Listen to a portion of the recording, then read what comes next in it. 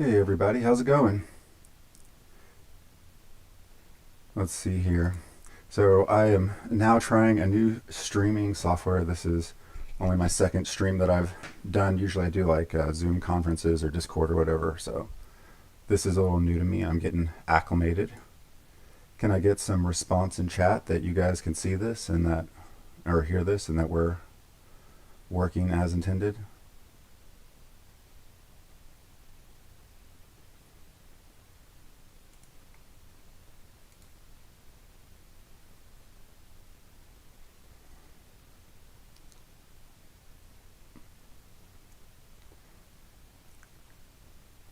We are live. Yeah, got it. Okay, so I just wanted to make sure that the sound was working well, and if you are watching the replay, I apologize for this little blip. So basically, what we're up to and what we're going to do today is a little mini redesign for my city. Now, some of you may know that sound is not great. Is it not loud enough, or is it just not coming through?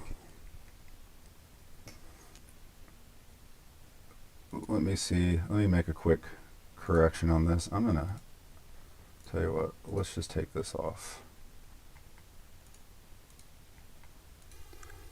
Is this any better? For Christmas, I'm actually getting a professional mic. So, or something other than this headset. You know, this headset's just crap. So hopefully this is a little better. There, I changed the settings. Is that any better?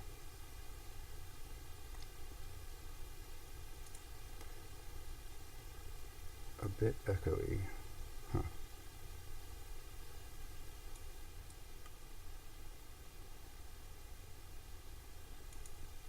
Huh. The mic sounds more robotic as normal. Yeah, I tweaked the setting a little bit, so it sounds normal now. Are we good? Okay, cool. Yeah, I had a noise cancellation filter on, and evidently it's not a very good one. So, all right, screw that. All right, round two. Let's get this thing started. Still not as good as it used to be. Okay, well, we'll deal with crappy sound quality this time, and if I stream again after this one, I'll make sure that the sound quality is a little better. I'll do some testing with some of you guys and make sure that it sounds good. All right, moving forward. So basically what I'm doing here today, or what we're doing here today, is just a quick little mini redesign for the city. I am kind of at a spot where there's not really a whole lot that I can do unless I want to remove all my barracks. And since I love my barracks, I'm not going to do that. So I really like having FOE Helper for doing my city redesigns. Being able to see the little squares that you're missing is a bit tricky when you're having to look at it in this like 3D, what do they call it, view, this side view. I like this view is tough, and I find that the top view really helps a lot. So even if you don't play Forge on PC or computer or whatever it is, I highly recommend to at least get on a computer and use a computer for working on your redesign. Is this stream going to stay on your channel as a video? Yeah, I'll probably end up coming back to this video. I don't know how I'm going to rework this. We'll see. But yeah, some version of this stream will be accessible. Volume could be a bit higher. Yeah, I think it's just that this mic in particular is not very good. This is like a cheap gaming headset that I bought a couple years ago. You know, one of those like $20 ones off of Amazon. So I've got better hardware coming. Anyhow, so a few things to think about when doing a city redesign is that I'm trying to, first of all, maximize my efficiency for road. Okay, road is the enemy because road doesn't do anything for you, right? It's the only thing that does nothing for you. Everything else gives you attack or forge points or units or whatever it is that you want. But road is just a connection. So less road means more functional, useful stuff in your city. And one thing that a lot of players kind of get bogged down in is trying to they try to make sure everything in their city is connected. They get OCD and freak out about things like, you know, these here not being connected. And yes, I have bakeries in my city, but they're not connected. That's how it's been the whole time. And we've seen from Moo and Cat that you can create some really awesome cherry sets if you are willing to have the bouncing disconnected from road. And I even went as far as to keep my habitat disconnected from the road.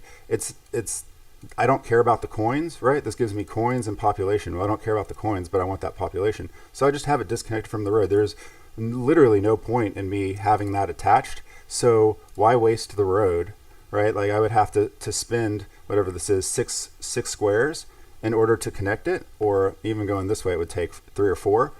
No point. Much better to just leave it disconnected. And you can do that with other buildings too.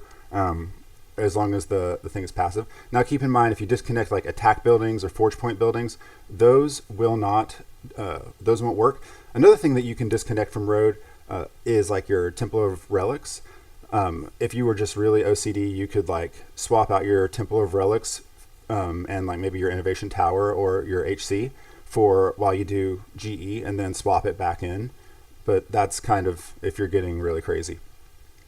So what we're going to do is we're going to see if we can add in stuff to increase the efficiency of this city. And then also we want to make sure that we kind of keep similar stats to what I currently have. Right now I'm at 1660 for attack. I'm at 1076 for defense for attacking army, which is all fine and dandy. And I'm going to try not to remove any of the barracks until later. We can play with that, but for now we're just going to do without. And as you can see, I don't have like the pirate hideout, and there's a lot of event buildings that I have not added in. So yeah. Now, when deciding what to remove, you can look at your building efficiency. This is another cool tool. And I rank attack boost as slightly stronger than defense boost. And I can get into the spreadsheet of madness and how I came up with these numbers. But for my specific city, I'm really looking for about 1.28 attack per square. And for my defense, I really want to see 1.68. Anything less than that, and I'm not really as efficient as I would like to be. So even that 1% per square for attack isn't really quite as high as I want for my city. Obviously, it depends on what age you're in, how long you've been playing, what you've accumulated, whether you spend diamonds and whatnot. So here looking at this, my weak links are going to be Gate of the Sun Gods, the Pirate Post, and the Cherry Garden set. Now, as I'm looking at this, obviously the Pirate Guard Post are a little bit less efficient than the Cherry set. The Cherry set's at like 1.02, but the Cherry set is huge and it is very constricting. So if I can remove the Cherry set, that actually benefits me more because the pirate ones I can just kind of tuck in wherever I need to, and they're very flexible. When you've got a very rigid space, it's better to get rid of that if you can. So what I basically had to do was save up until I have enough stuff to replace my Cherry set and have the same type of efficiency. And here you can see this is a pretty big block to have to move out. I don't know off the top of my head what the number is. Does anybody know? It's like what? There's 3, 6, 8, 12. I guess it's 12 one way, and then it's like 11 the other. Is that right? Oh my gosh. Moo, are you freaking out that I'm about to delete my Cherry set completely?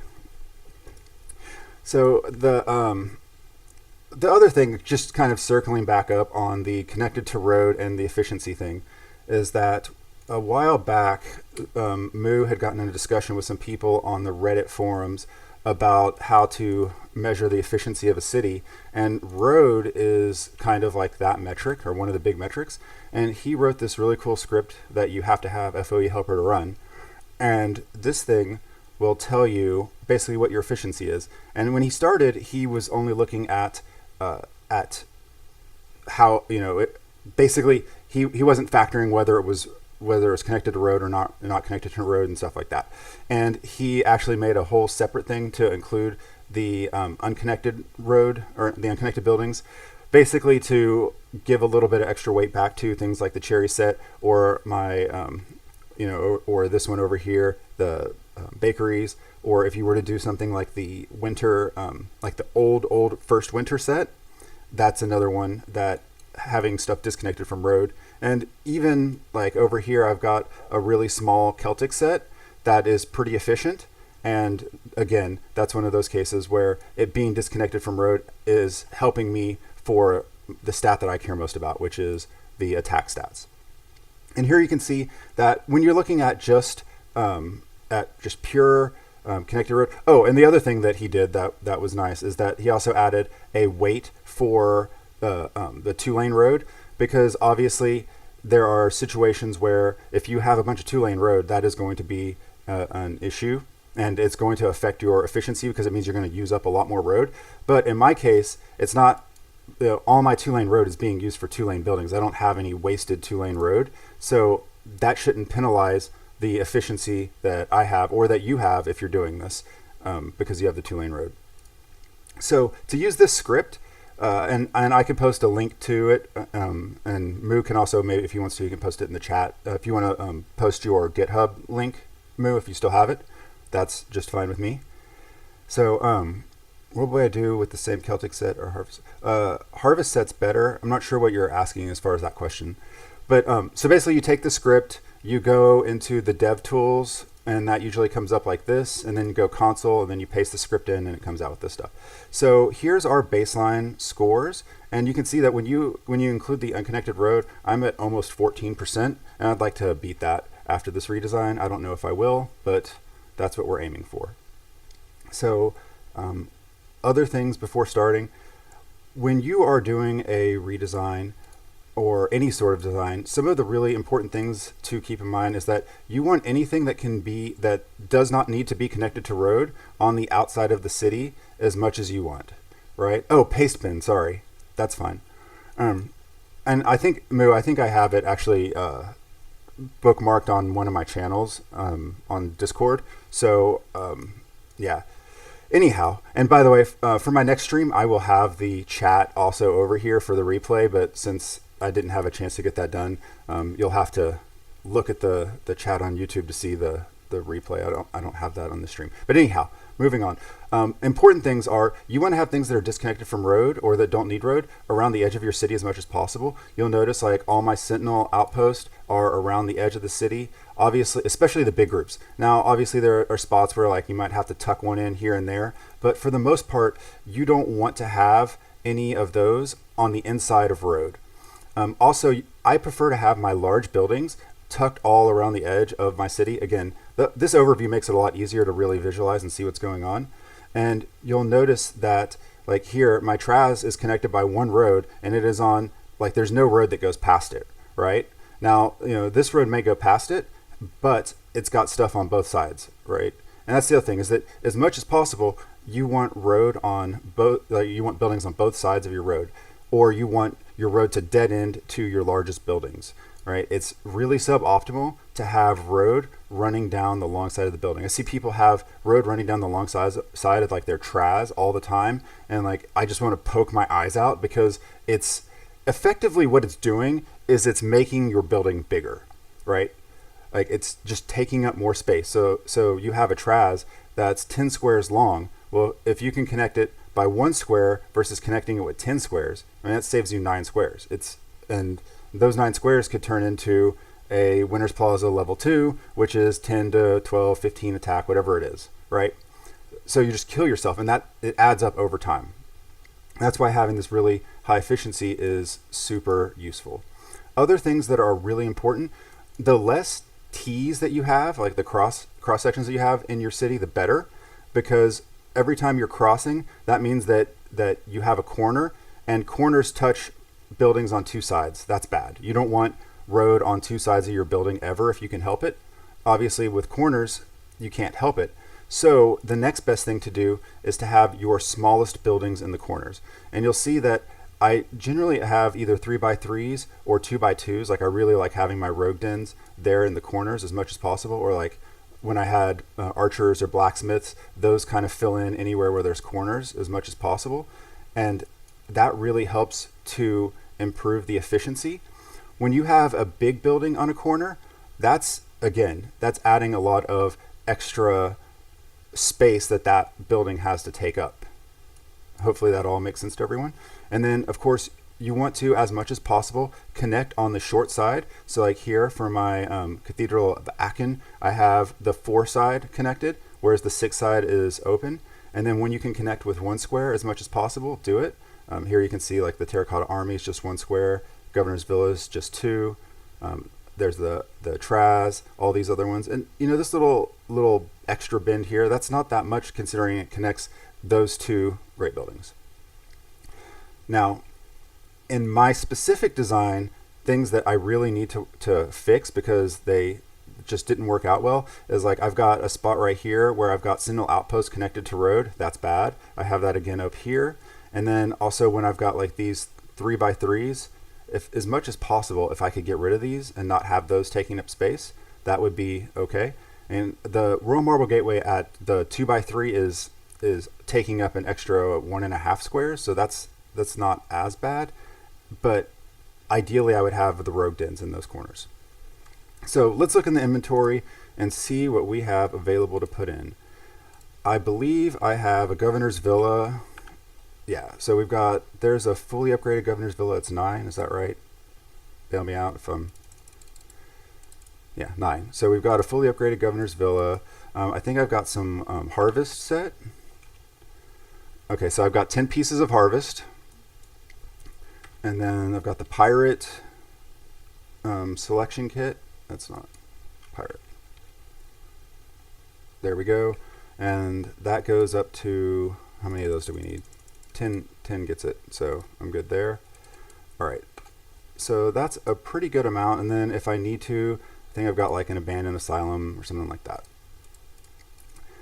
So let's go ahead and export this thing out. And to do that, I made like a 1-minute video just showing how to export this thing out.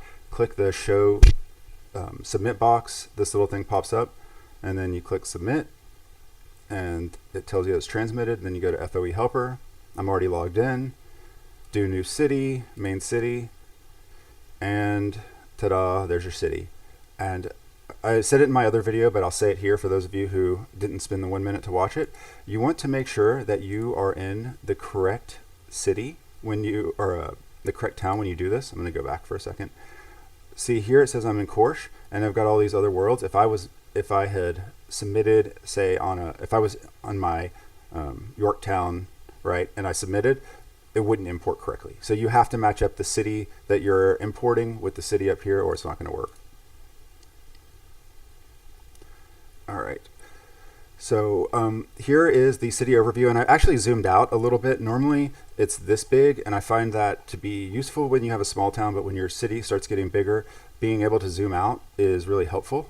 Maybe FOE Helper can add a zoom feature at some point, but for now, this website is foehelp-helper.com, and you get foehelper.com. It is a Chrome extension. I believe it's also available in Firefox. And the cool thing about this is that you can kind of just drag and drop your stuff all around your city to help plan it out. Now, you cannot import this directly into your city. You still have to do the redesign, but this makes it a lot easier to visually determine where you're going to put things, because especially when you start getting into these really tight-fitting situations, it's easy to misjudge, and if you're off by 1 square, it can just completely wreck an entire design, right? So very important. So since I had mentioned that I was going to pull this cherry set out, I'm going to go ahead and pull this away. Now you can just dump them over here to the side, or you can put them over in the menu bar, and that will also help you out to be able to see what you have and what you've removed and whatnot. Any questions so far? Has anybody else used this tool yet for any sort of city planning?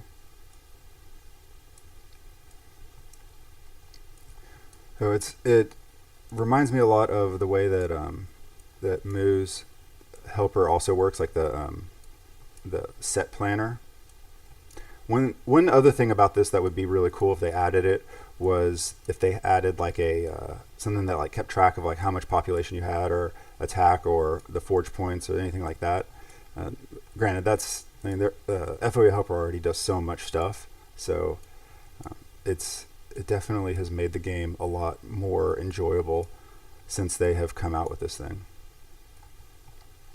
And you guys are so quiet in chat. It's like the complete opposite of in guild or Discord or whatever. Just yell. Yeah, right. That's right. That's the plan. Moose said YOLO it, strip everything and start from the beginning. Yeah, I did that with this last one, and like when I did this redesign, that is how I did it. I straight YOLO'd it, but since then I have not been quite so brave. Screw it, it doesn't matter. I'm gonna let the OCD people freak out looking at this for the whole stream. Okay, so I've got this nice big area, and I can come up here and add element, and then do new extension. Oop, that's not the one I want. That's a new expansion. So like if I wanted to plan new expansions, that's how you add the expansions, which is handy, but not what I need right now. I need a governor's villa. So let's find a spot for you down here somewhere. I'm going to need, and then I'll, the winter piece. That's the other thing I'm going to need. That's a jolly canal. So let's get these pieces down here and figure out how to fit them in nicely. And then I need a pirate hideout.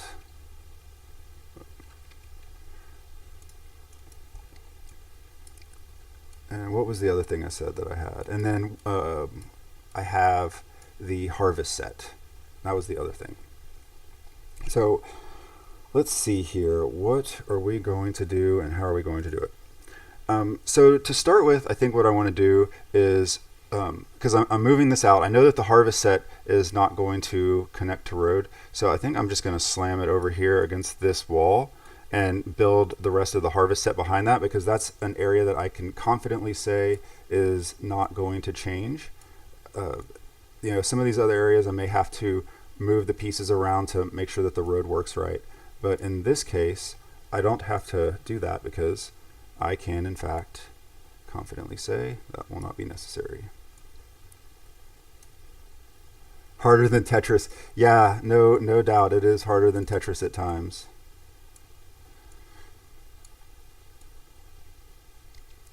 And we've got some celebrities in here today.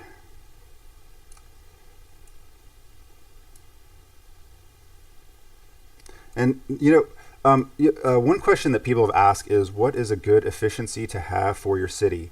And, you know, the way that I basically say it is that, or I think of it is that if you're at like 70%, that means that your city design is awful and you need to rework it. I would say that 80% starts to be average, maybe. I don't know, that seems like about what average would be. And then I would say that like 90% is 80 to 90% is starting to get into that like really good design range. And then when you get over 100%, that's like a superior design. Actually, I would say even like over 95%, you're doing really, really well. And then over 100%, a lot of that is just being willing to do whatever it takes, even if that means that your city looks dumb, to make it work. So for the wheat, for this harvest set, I am not going to do the extra ochre here. I could, but I've decided that yours is sitting at 78. Ouch.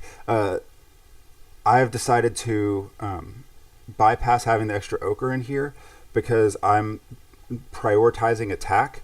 A question that one of the most common questions I get is like, what ratio should we have for attack and defense? And I would say that like 3 to 2 works really good up until you get to like anywhere between like 900 to 1,000 defense for attacking army. And then at that point, I feel like attack just helps a lot more. It's just, it just takes a lot longer for you to see that. And I'll make another video on that at some point. Oh, come on. I need another ochre this time.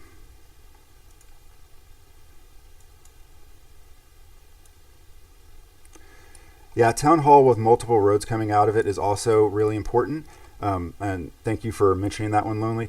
So with town hall, one of the things that to keep in mind is that a lot of players like to put town hall on the edge of the city. And that actually means that you are missing the backside, because every time a road has to pass a building, like goes past a building, that means that you're adding extra space, and that's why you want to have your stuff that's disconnected from road on the outside of your city, because like say you were to invert this right here, right? Like you were to take all of this stuff and move it to this side on the bottom side of these, that means that you would have to spin that extra road to go past it and then cut across.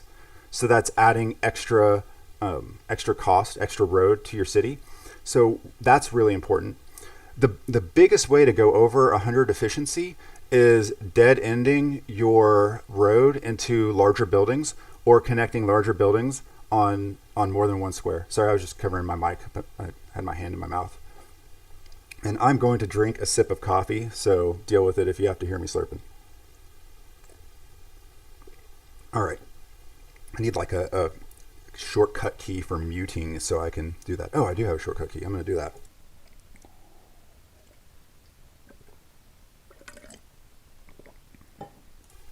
All right. So 8.2% road for 103% efficiency. Yeah, and one other thing to keep in mind is that it's a lot easier to have an efficient road if your city is much smaller. Like, in my case, I have 10.4% road. It's a big city. When you're in earlier ages, there's just not as much space for you to take up. So like when you dead into your TRAS, well, that TRAS is taking up a larger percentage of your city in a smaller town. So that helps with the efficiency from that standpoint. Okay, so here I added 1, 2, 3, 4, 5. I'm gonna need the begonia bench.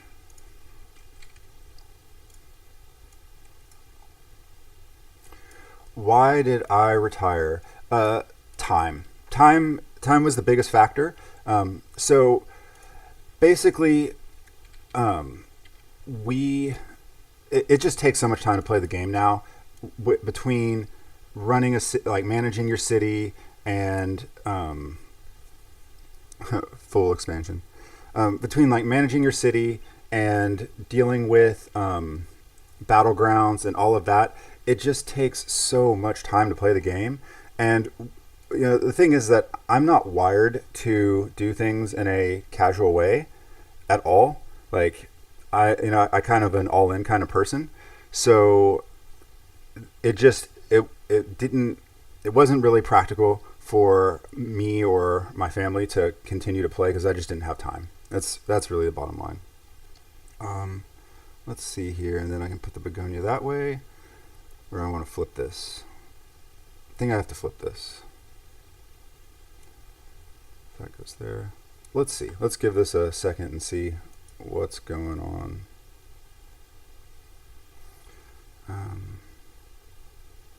Actually, I'm going to make a quick adjustment here and flip this the other way.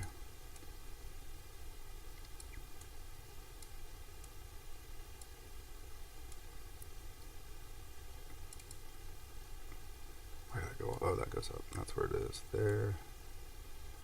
There.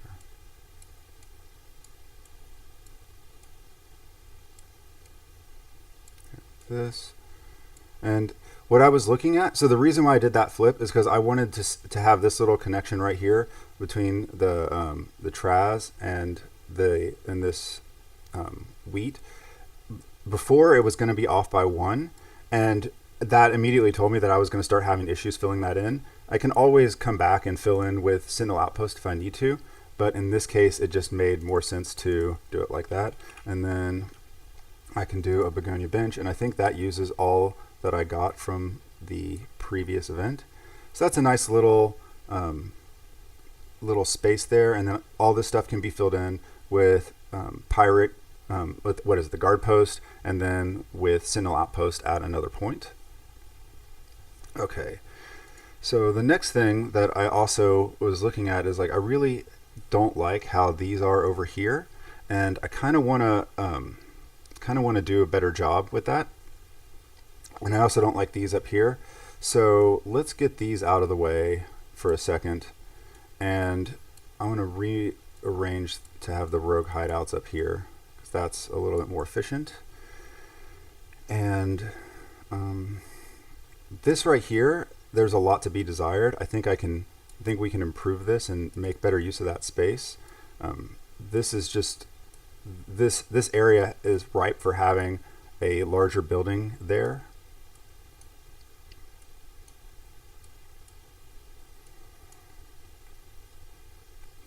Like the, what is this, the Jolie, I'm gonna put like, let's see, how can we do this?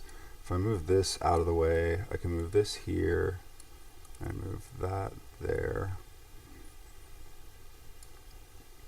This is gonna have to move. We'll come back to you. So that gets me this one in here, and that keeps the train. The train is kind of tricky for me because I don't have a lot of places to put it where it would fit right. You know, you can see that I don't have a lot of this horizontal stuff that doesn't already have buildings. So like if I tried to put it here or here, it would kind of mess up the spacing. So this is really about the only spot that really makes sense for me. Okay, let's keep moving along. So some of the other things, I'm gonna have to figure out a spot for the COA. And I mentioned I don't really like the way this spaced out over here. This is just not optimal. So I'm gonna kind of pull this out and say, let's come back and look at this more carefully. One thing that I can immediately tell I'm gonna have to do is some of these lanes, so to speak, are gonna have to be reworked. And what I mean by that is I always try to break up my parallel lanes in terms of how many squares there are between them and what sort of buildings I can match up. So for example, if I have a lane that is 6 wide, that means that I can do like 2x2s and 4x4s, or something that's 4 wide. If I have a lane that's like 8 wide, then I can do buildings that are 4 wide, and so on. One second. So like this one is 8 wide, which means the 4s are going to work well in here. This one is also 8 wide, and this one is also, that one's only 7 wide, and this one is only 5. I really don't like that this one's only 5 wide because it really limits me. And by having these rogue hideouts, they're not really in the corner, so to speak. That's just not a spot that I'm really digging so much. So what I want to do is I want to move this road over some, so that I can hopefully fit something better in here. Now, let's see, what else can we do? And the other thing is I need to find something more efficient to put over here. So this is 8 wide. I can fit some of these 4s over here comfortably, like that one. Now, what that did was that left me this little block of 2, so that's not really optimal to have there. What makes more sense is for me to do my 3x4s, so I can grab like these hippodromes and put them in there.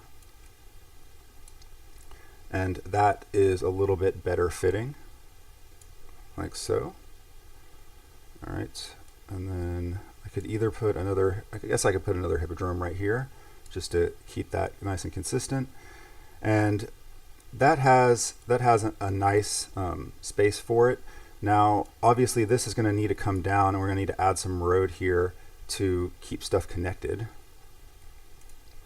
So let's see, let's add a little road. This doesn't really matter what kind of road. Actually, what I'm going to do instead of adding each little block of road, because that's going to be really tedious, I'm just going to grab some from up here. Let's pull this down. And I don't necessarily have to put all the road in here to start with, but this is just to kind of help visualize spacing and what could potentially go in the various spaces. So let's see, this is 5 wide here, which is interesting. And we have 8, what other 8 stuff? So the Colossus go there nicely, that's fine. Let's figure out how we can get this pirate hideout in here. I think what might actually be cool to do is dead end into the pirate hideout.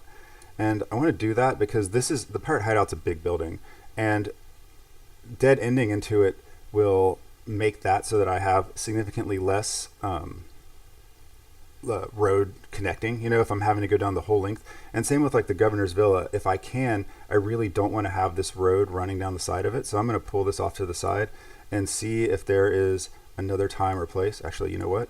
We can probably squeeze that in like here, and maybe this one there or something like that. Yeah. What? Hey, there we go. That looks pretty good.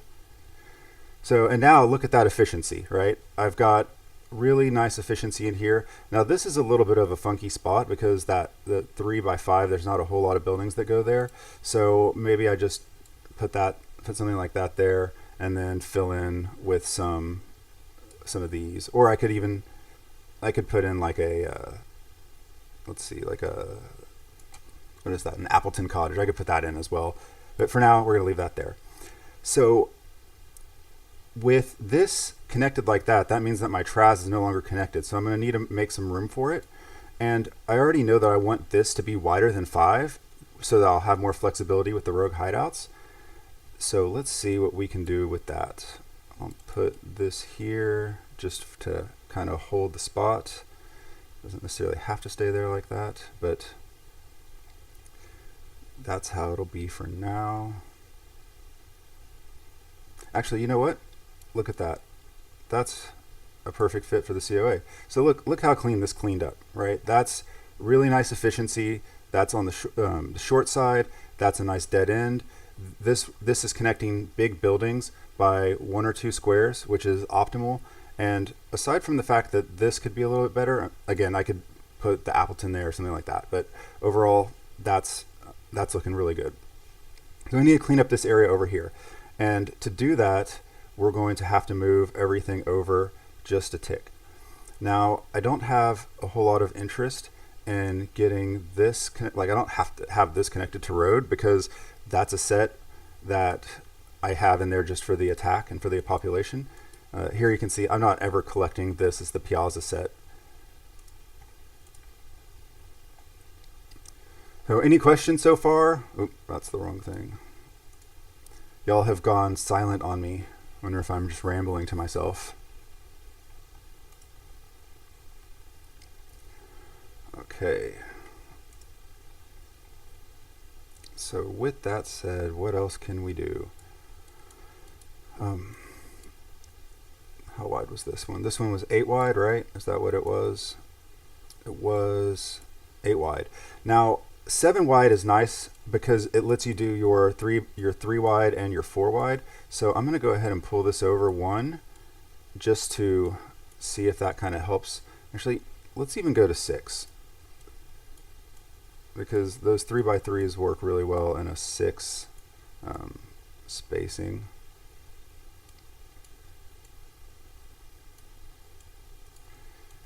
And it is tedious. I wish I could do like a select all or something for this and move these over more than one at a time. And for the sake of speed, we'll just go like this. So I lost a little bit of efficiency here for how we connected the arc, but I'm gaining a lot of efficiency by dead ending into the pirate hideouts there and there, right?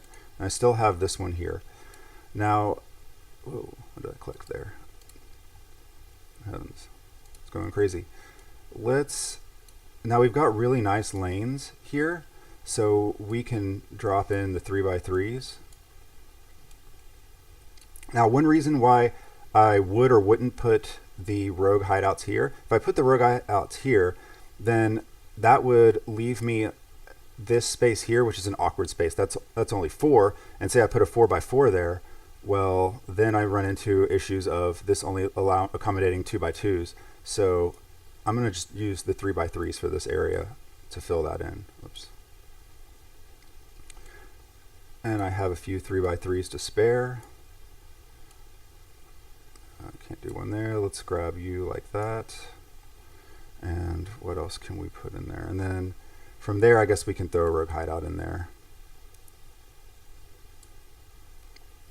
And we don't even need to go down that far because that's extra road. Let's pull that out and run that up like this. And now I actually have the same amount of road, I just moved it. because I really don't want to waste a bunch of space on getting the rogue hideouts in there. I have other places to put that. Yeah, this is a really interesting tool. And honestly, I'm being a lot more detailed with how I'm doing it with you guys right now. Normally, I would just be throwing stuff on the buildings like this, like just having it overlapping real crazy. But in this case, just because I'm trying to show you a process that's it wouldn't look as nice. All right, so now we can kind of pull over some rogue hideouts here maybe. And I want this, again, I want this to go at least six wide if I can help it. And that way I'm not stuck having to run rogue hideouts down that lane. And remember before I said that I really didn't like having the rogue hideouts there, and I was pointed out kind of the inefficiencies of my city. So I already sort of had in mind that I wanted to adjust this a little bit. So this was kind of cheated because I had planned ahead on this a little bit.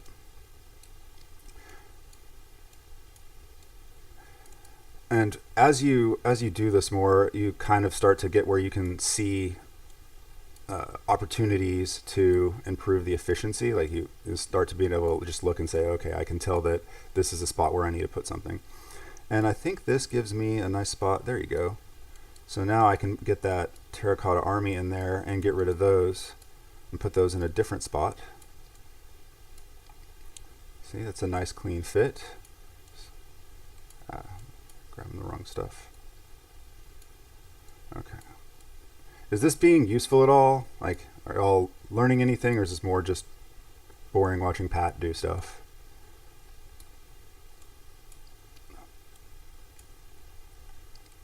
So, and now I've got this lane that's optimal for the 4s to go and the 3s to go. So here's my 4 wides, and my 3 wides can go here. We'll save that one because that's things like your slave builder and sunken treasures. They're really handy for filling in space as you work along. Like say you run into a spot. Oh, and let's get you guys here. Got a few of these to put in, like so. And again, so that was a case where you see that it made sense to put the royal marble gateways there. If I had flip-flopped these, what would happen is I would have had this blank spot right here in the middle. You know, there'd be one here, and then blank in the middle. So instead, I'm able to run it there across this way, and I'm more efficient. I'm able to fit more things into that space. Okay, let's see here. What do we want to do with that space? So there's a couple things I could do here. You know, obviously I can put this here, and then if I had another one, I could match it on the other side. Or I can put this up here and put in these. It's either way. Even if I had, in this case, the other thing I could do is if this were, say, like a 3 by 4 or 5, I could also put that in here. Like, for example, what would be that direction? I think the new forge bowl piece might fit there, but I can't recall. So anyhow, and for aesthetics, we'll probably want to go that like that and like this. And then there's the 4s.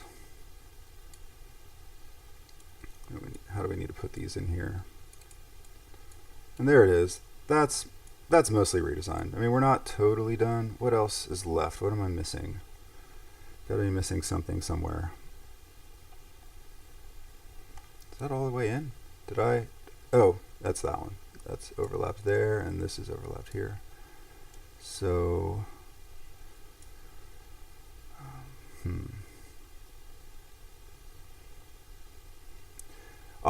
I see what I can do here.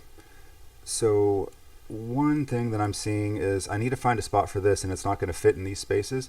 So I can, if I put it there, then I need to rearrange which order these are in. Let's see.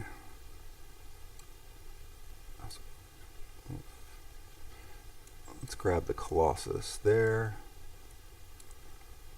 and like that. Ta-da. And then that does leave this little bit of dead space here, and then we can poke one of these over here. So I don't love this little loss of efficiency, but I think that overall what we're looking at is considerably better than where we started. And then obviously I can fill in with all of this stuff here into these pieces around the edge of this. Rather than make y'all sit through the pain of that, I'm just going to pull this over to the other side so I can have that as a reference and get cracking on doing the actual redesign in reconstruction mode. My whole entire guild is here. Do I have any store buildings? Yeah, I've got a couple. I don't know that I need them though. Yeah, I've got 72. Actually, with that many. I'm not having any issues using the tool, obviously, but I don't know.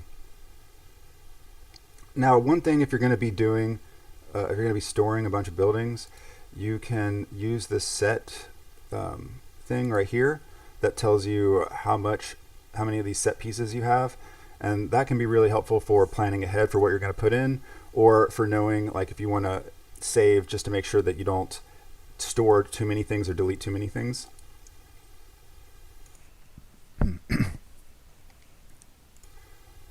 Useless? What's useless, Daniel? All right. So I'm going to store a few of these things, but I'm not going to store all of them.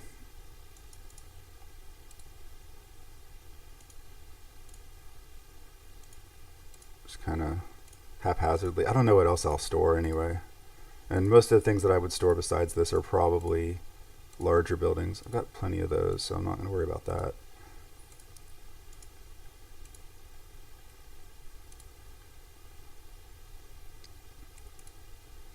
I don't know, maybe use like, why not? Store the whole thing just to freak out.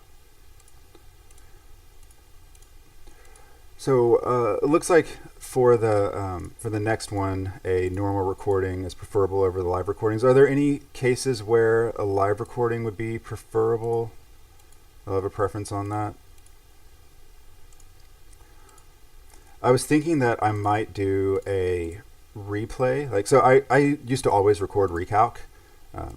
We were accused of cheating on a regular basis, and if NO were to ever enforce cheating, I prefer to have video evidence that that wasn't what I was doing. So I've got, like, I don't know, 100 recordings of recalc or something like that. I've got so many recordings of recalc. So with that said, I could do a pretty serious show of recalcs, and I could do like a live stream and talk about what we were doing, or just show what GVG looks like from the perspective of like a much higher end thing versus, I see some of these servers that barely have anyone fighting, and it makes it really it makes GVG look really boring, right? Like I looked at Z World, USZ, and it's just like, I can't even imagine a world having so little GVG going on. There's literally like single digit sectors that are getting taken every night. People aren't even playing it. And at that point, it would make sense. NO really should set up like a GVG or a Battlegrounds only and just remove GVG altogether. Oh, the other video I was thinking about doing was like a video for like kind of like a discussion with some of the other players who are like guild leaders and stuff who are big into GVG. Oh, it's farm. And talk about what type of things could be done to improve the GVG situation. Oh, this is going to be weird doing it like this. Let me go back into the reconstruction mode.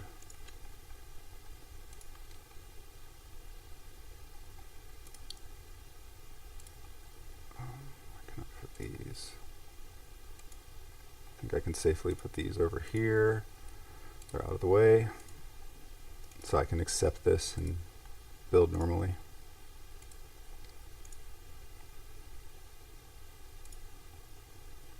Is that all of it? Can I accept that? Take it. What am I missing? Oh, that's missing.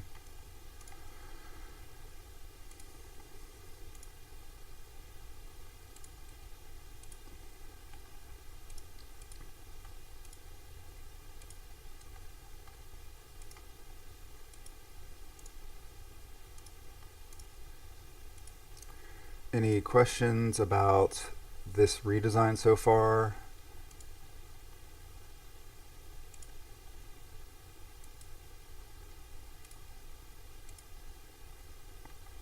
Does that get it? That gets it.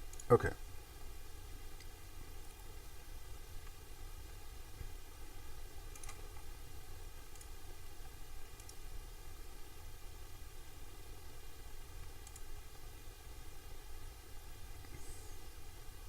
And we'll do another one here. That's right. Is that right? Yeah, that's right. I'm inevitably and almost definitely going to screw up and put the wrong thing in a second. I can feel it coming.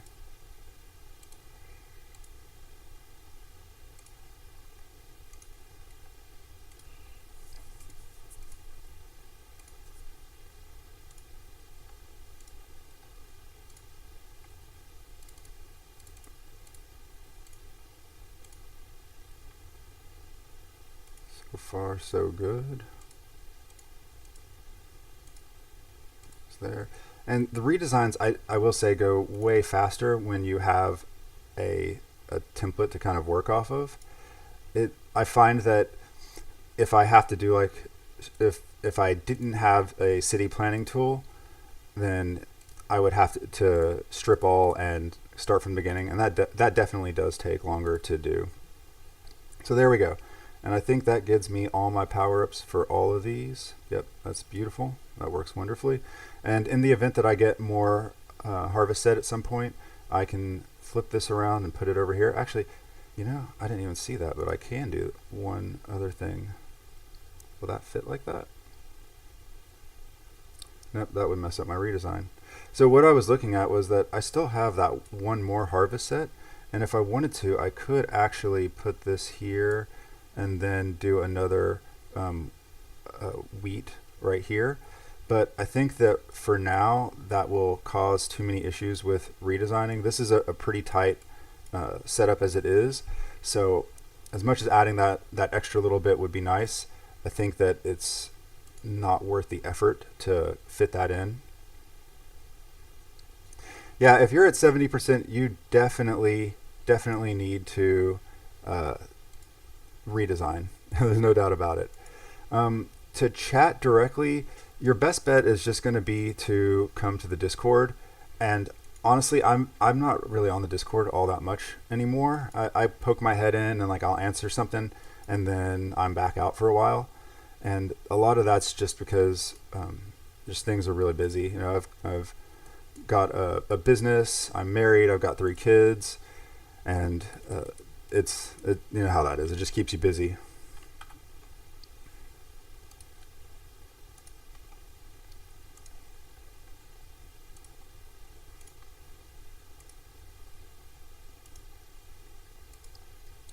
And the other thing with redesigning your city is sometimes it's better to do it in stages. Like, you don't necessarily have to go from 75% efficiency all the way to 100. Like, sometimes it's better to just do it in phases, and you start getting better at seeing what you need to do. What are the white blocks in the upper left of my screen? What, this? I'm not sure which one you're talking about. This is the habitat. This is the actual habitat, if that's what you were asking.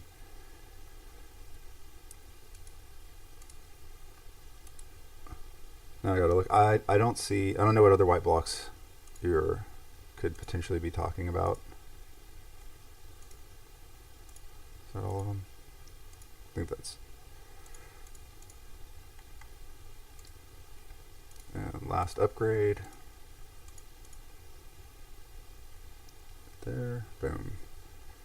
So that one's fully upgraded, and then let's do the pirate one as well, and then we can start moving stuff around. Pirate hideout. Oh, it's not gonna let me fit it there. I'll come back. Do that for now.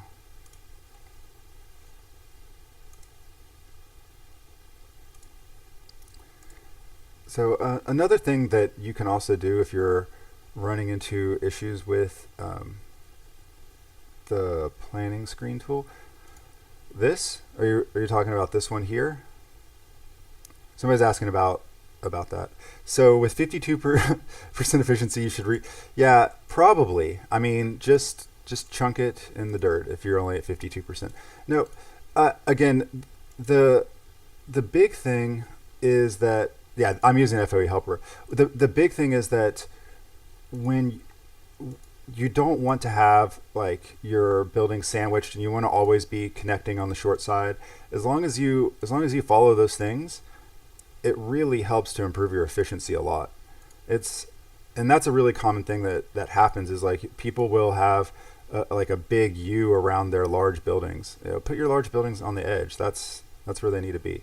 Is Pirate Hideout 9 or 10 big? It's 9. Okay, so that one's fully upgraded too. So another thing, early age players, that you can also do is you can also, like, if you need more population for like goods buildings and things like that, you can leave your housing disconnected from road.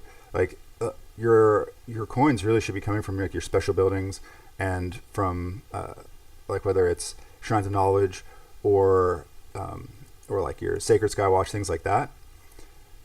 And if that's the case, you should have space to like, you can put your population buildings like off to the side, because you're not worried about getting those collections.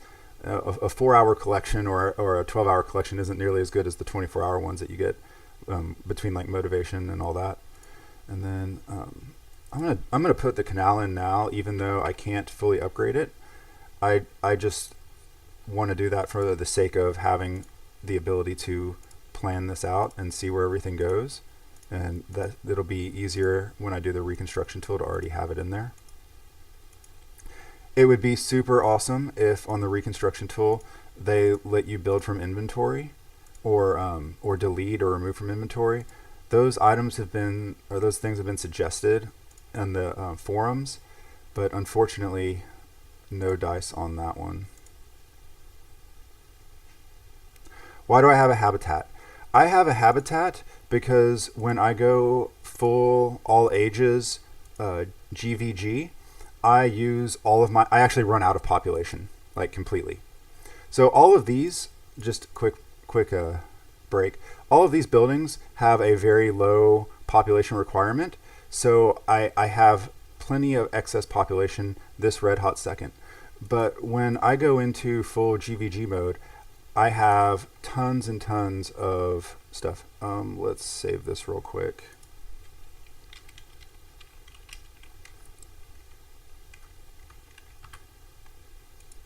I'll give an example.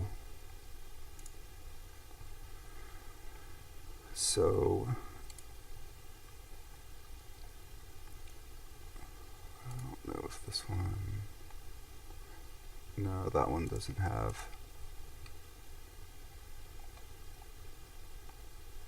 No, that one's not going to have it. That one's got, it's an older version that we just did. Let's go to a,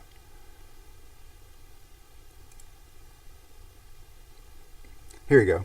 So no, that's still not all that population. Tell you what, in a couple minutes I'll swap out to my AA barracks so you can see what I mean when I say I use all my population. Like right now I have 512 population, and I've used like 550 at some points. So yeah, and the nice thing about that is that I'm able to produce like 400, 500, 600 units a day, compared to other players that are only producing like 100 or 120 a day. So really makes a big difference. And let's store all these, get this stored out of the way so we can do stuff. Now I don't know if you missed it earlier, but I don't have my habitat connected to road. I only have it in for the population, so I don't even bother connecting the road because I don't need it. It's not part of the plan. All right, train goes there. The other thing that they need to do is make it so that you can move stuff like the same way that you can exchange buildings normally, because it's really obnoxious when you try to go move something and it won't let you. Store all this real quick. What do we do here? We said rogue hideouts across this.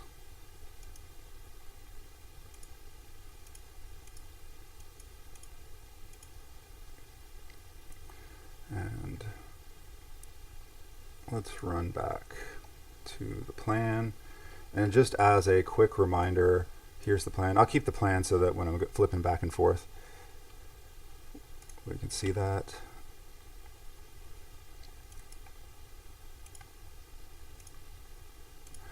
And a lot of times when I do redesigning, I kind of ignore which buildings like cosmetically look right in the space to start with, and then I'll come back later and clean that up. I'm mostly just looking to get stuff moved around as quickly as possible. So I think I put something like that. And okay, oops. Come on, fit in there. Got it. Let's pull this one out of the way. And what do we put in that space? This was like a governor's villa.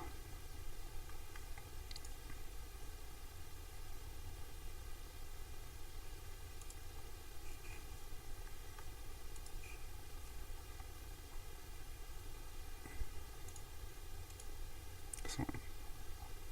Is that it? No, that's not the right one. I gotta find the right one. Guess that's it. So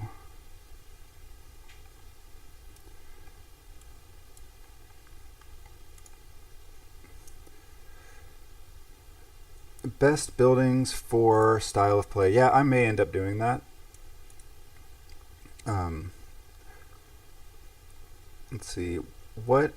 Let's see. Where do I see the general efficiency percentage for a complete city? I can't spot it. Okay, so to see the efficiency, you can come here, and there's that. And then also there's the mooing cat script, which I showed at the beginning. You can watch the replay for that. It's like right at the beginning. All right. And let's go ahead and start moving these rogue hideouts over here. It would also be nice if they gave us like a 2D version where we could flatten this. I find that when you have these tall buildings and you can't see over them, it can be problematic for getting redesigns done. And this one, oh, that's the problem. That should go there. And then we need road coming to connect that. Do I have road in my inventory yet? No, we don't have that road yet. But we'll just keep the space there. We don't have to have the road already placed. Does that look right? No, yeah, that's right. And then the signal outpost will all go right in there in that little cubby. And this thing.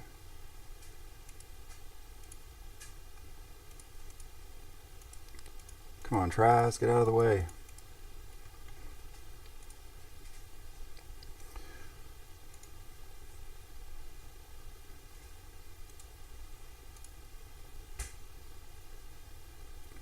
What goes in these spaces? We've got our COA, needs to go over here, or it can be this, doesn't matter which. Fits in there nicely.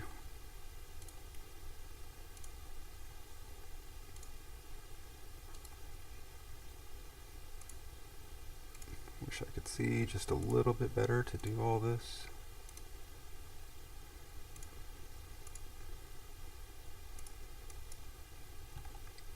It's like you have to remove stuff to be able to see to move it around. It's really kind of inconvenient.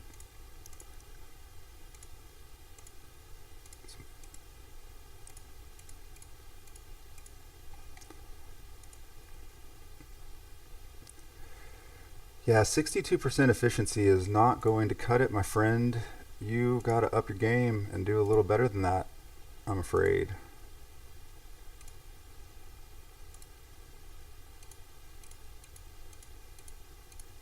Move all these over. If y'all want to throw some questions out or anything like that while I'm doing this, because I realize this is kind of tedious and a little bit boring.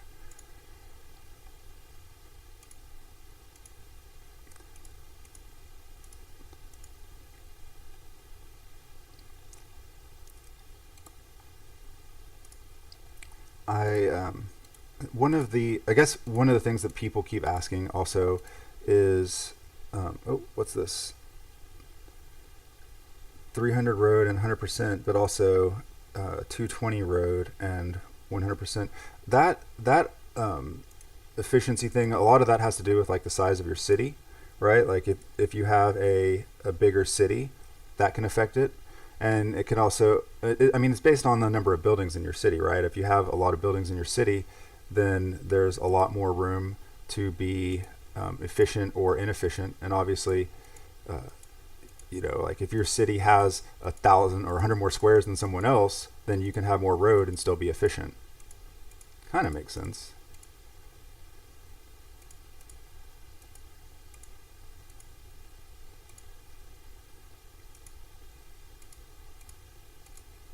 Getting close on having this done.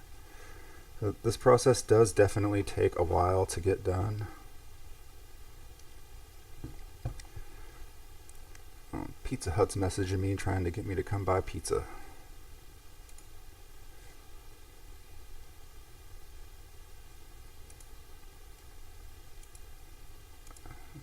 This one. Oh, that's in the way.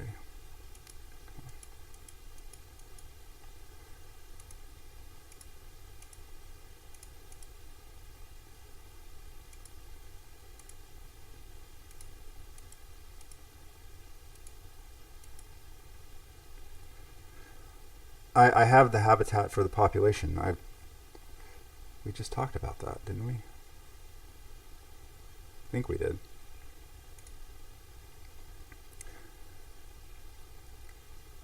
And the pirate hideout goes there.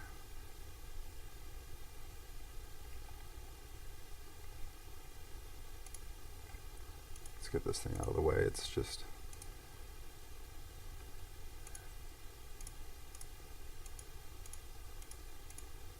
being inconvenient. That goes there, and then this can come on down.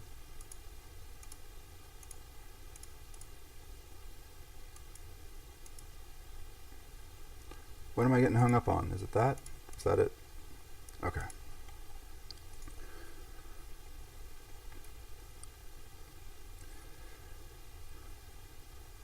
So, yeah, again, with having an efficient city, sometimes no, I have an NO2.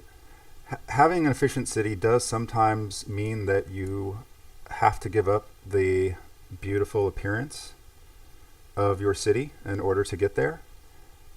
I realize that seems crazy if you are you know, really big into having a beautiful city, but so population only becomes a problem in Sav if you are really into fighting buildings.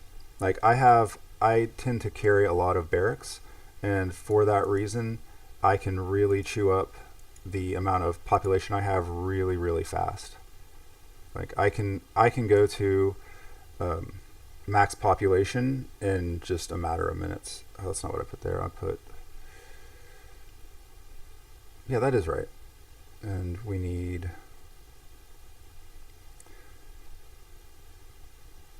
what do we need here? Oh, COA goes there. That's right. That's right.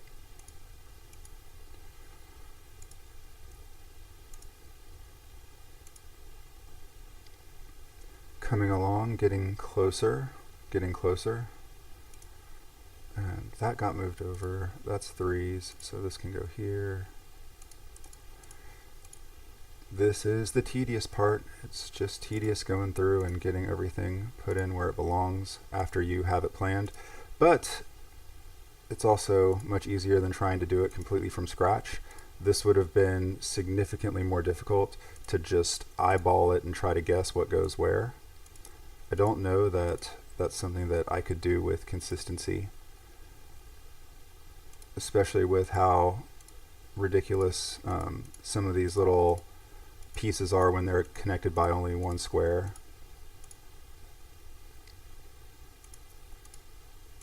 I believe these go here. Y'all can hide down here. We're just about done. And then we can check the efficiency to see, and the amount of attack we have, and see how we did. See if we did okay or not.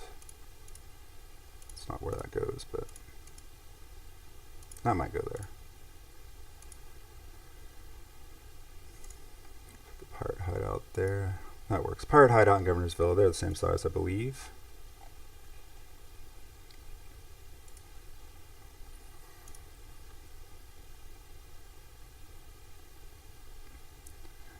Let's see. How are we looking? Are we close? We got to be getting close on this. There's only a few things left to fit in. Let's go ahead and see. I believe now we can put our... Oh, that's got to get moved over. That's what it was that I hadn't seen yet. This one has to get moved. This goes over here. Where does it go? I think that goes right there. This road continues to move over.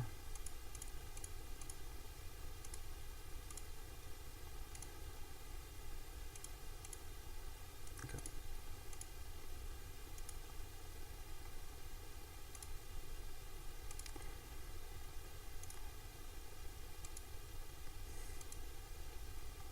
What's that getting caught on? I don't see it. I don't see why that's getting caught. There's... No, it should fit. There it goes. Alright. Good, good. Any other questions while I finish up this little touch-up of the city?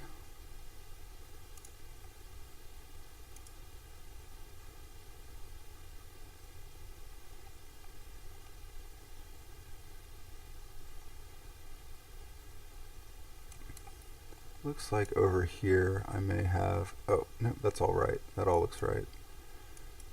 And does that go there? Is that right?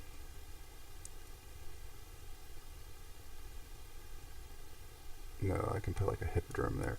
What other buildings do I have left?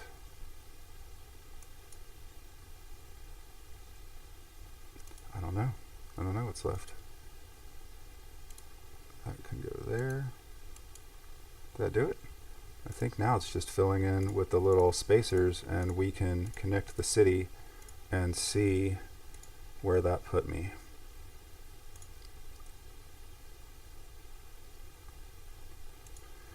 My guild goes hardcore every other season. 500 to 2,500, no traz, no barracks. Well, I do a lot of GVG, guild versus guild, and or at least I used to, and guild versus guild is extremely unit intensive when you have hundreds of sectors and you're across many ages and things like that. You know, for example, like we would regularly have 70 sectors in AA, and you know, we were fighting I mean, some servers are significantly less active than others, and that really does make kind of a big difference. All right, let's see. Let's see if we got it. Yeah, GVG eats units. Like I think that's one of the reasons why GVG wasn't as popular, is because of the amount of units it chews up. Let's see, that one's there. Seems like something is missing here. Like one of the calculations is not right. There's the wheat. How do we go down so much? The math doesn't add up. Oh, those aren't connected. I was like, what's going on? It's because I have got a lot of road not connected. Huh. Man, I was like about to have a panic attack.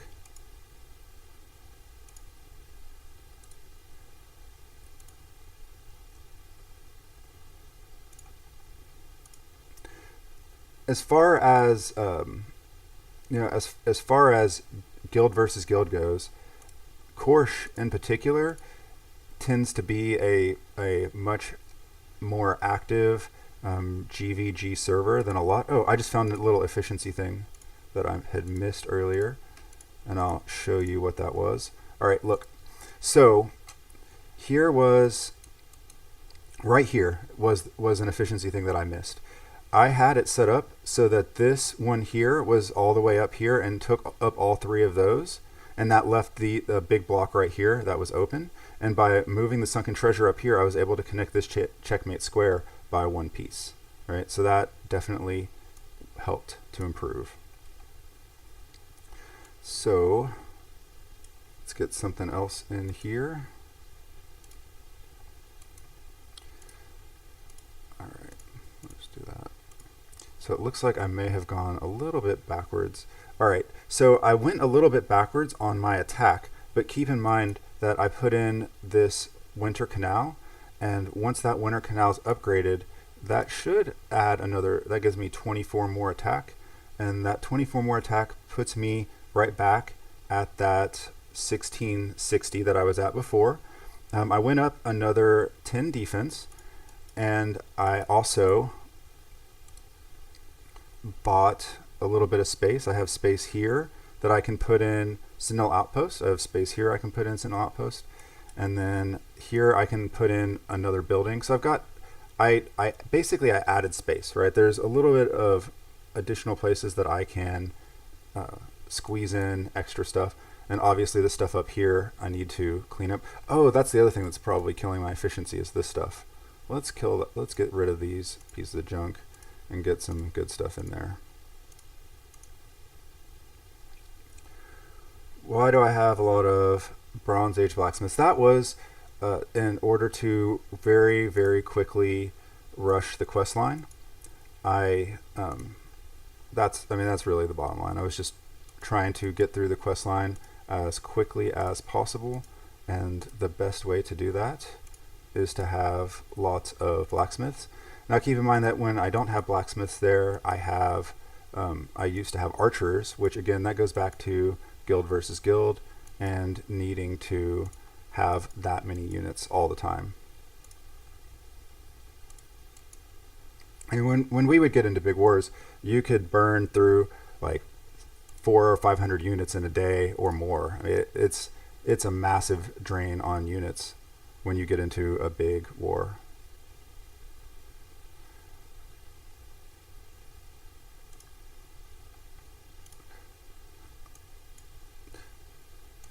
Is my Traz not connected? Thank you. That's funny. I probably would not have noticed that for a little bit too. There it goes. And that should also help fix that efficiency a little bit. Oh, that doesn't even make sense. Okay, let's get this junk out of the way here.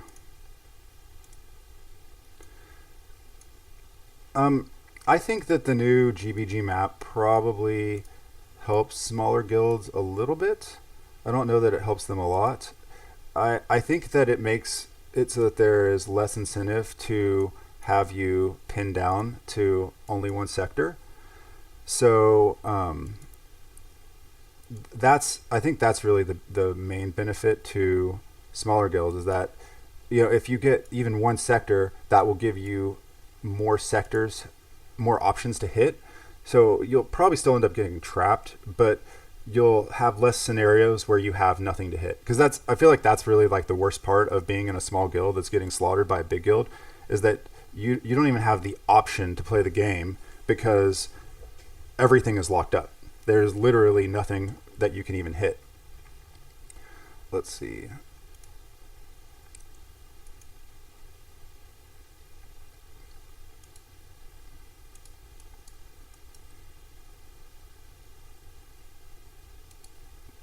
And just for the sake of actually putting the decorations will not help, because the decorations don't require road, and I want stuff that requires road to be in there. Oh, but I can throw in a blacksmith here just for the sake of it, and then we'll put in a power dragon over here.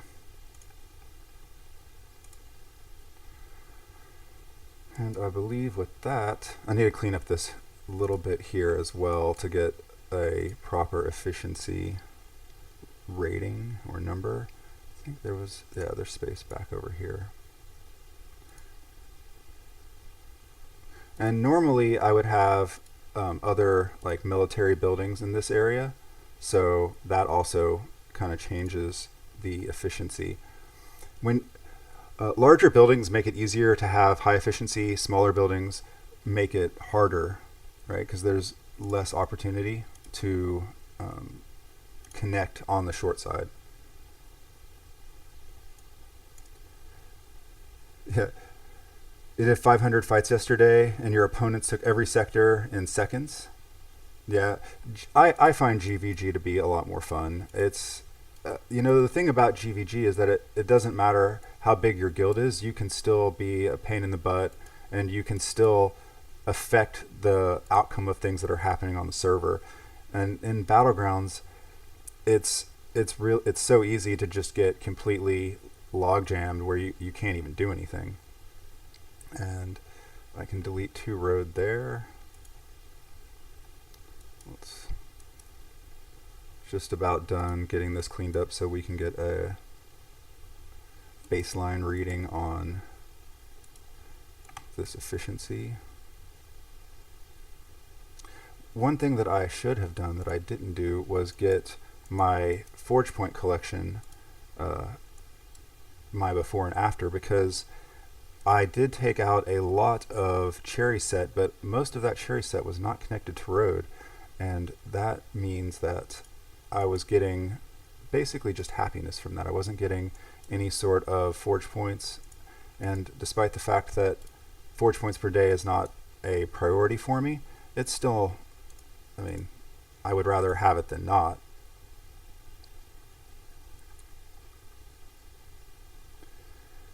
How do you increase the length of the tab? I don't know. That's something that you would have to ask the FOE helper people how to do. And what do I want to do? I can clean this up a little bit more.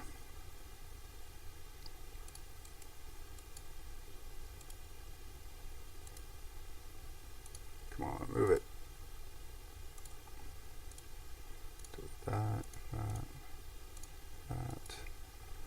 And put in something that I can use later to be a nuisance. You know, the other fun thing about GVG is that you don't have to like abandon an age. And what I mean by that is with all the other kind of modes of the game, once you have once you've finish that age, you don't really ever go back, right? Like once you go to future, you're not fighting in tomorrow or progressive or postmodern or any of that stuff. In GVG, that gives you an opportunity to fight in all of those ages that you might not be getting to fight in, and that's just more fun in my opinion. I like the variety of having that.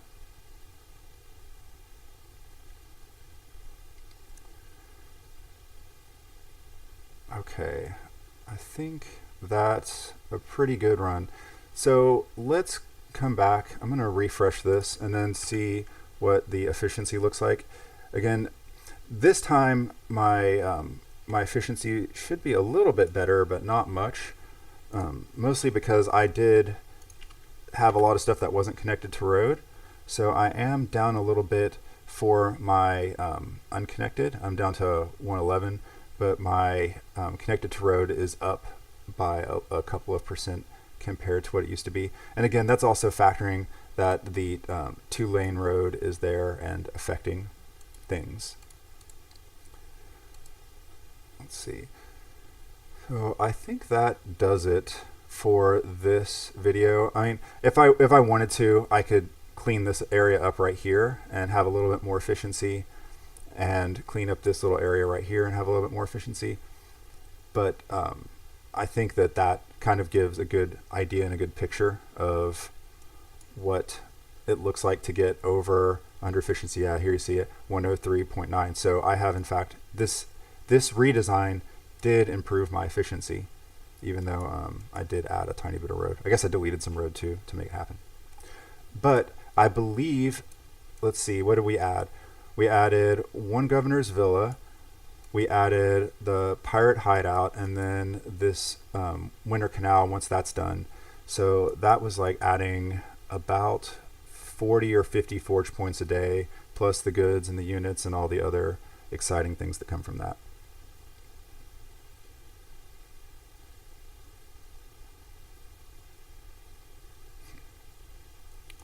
Yeah, soft locking sectors is in Battlegrounds is definitely a good way to go for being able to get some momentum against being trapped. And the other thing that the new GBG map does is that it gives you more ways to stay connected and not get disconnected from your flag. Like, say you make progress on a sector, it what? Oh, I had missing road on the. I do. Thank you.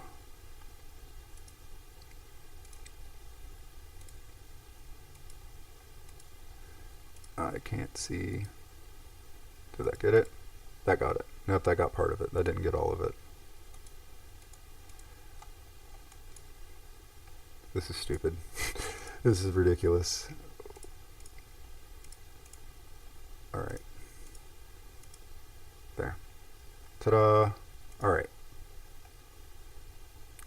Yeah, they were my NO and Space Carrier were off the road because I'm a moron. That's the main reason. All right, so forge point income, and I'm about to be done. This is like way longer than I expected it to. I should have known better. So, and here it's saying that it's like 5:15. That doesn't even sound right. Is that? It's the daily production. I don't know. I guess it's 5:15.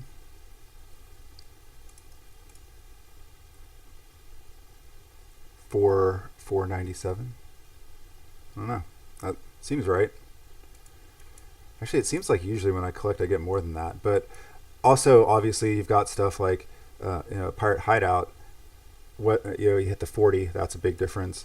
And then there's other ones too. I'm trying to think of what some of the other ones are where you have like a chance of getting different things. I don't remember. What is it? The Celtic one? I've got that one over here somewhere. That one. Yeah, that one can sometimes be forge points.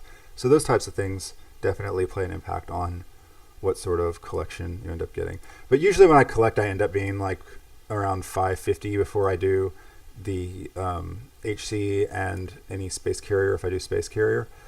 And, by the time all that's done, it's like 600, 650, something like that. As far as cheating and macros in Battlegrounds, any way to spot cheaters. Yeah, I'll probably end up doing a video on that. The big thing is, the way I see it is you just have to look at how fast people are doing fights. Now, you can get up to a certain speed pretty quickly, but there is definitely kind of a peak of how fast you can go. And if you see somebody doing Battlegrounds and they're fighting more than a fight every 2 seconds, like if somebody's getting significantly more than like, I don't know, 30 fights in a minute, that's a red flag. I mean, 30 to 35 fights is probably about as fast as a player can realistically go. And if they're getting like 45, 50, 60 fights in a minute, you know that they're cheating. There's no way to do that. And then same thing for like negotiations. Negotiations take roughly, oh God, what did I figure out? I think negotiations take like 16 seconds or something like that.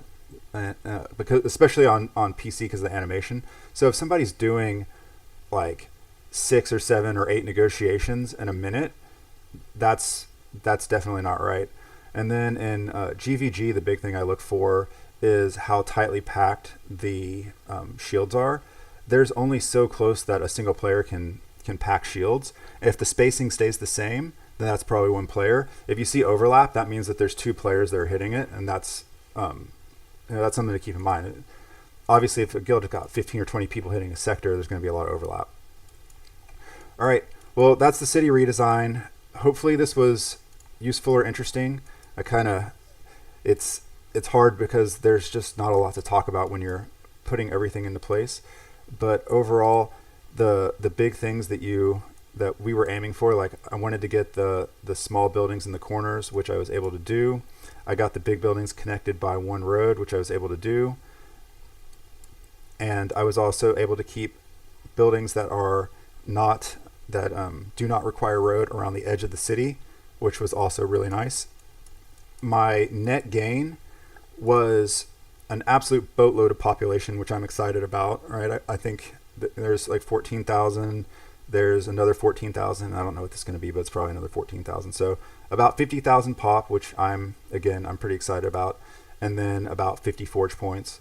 And I think I ended up netting about 10 defense for attacking army, and I have more spaces to fit in Sentinel Outpost. So this will probably get up to 1100, even though that's not really what I'm trying to do. I'm trying to increase my attack if I'm doing anything. But all right, well, I got to go, guys.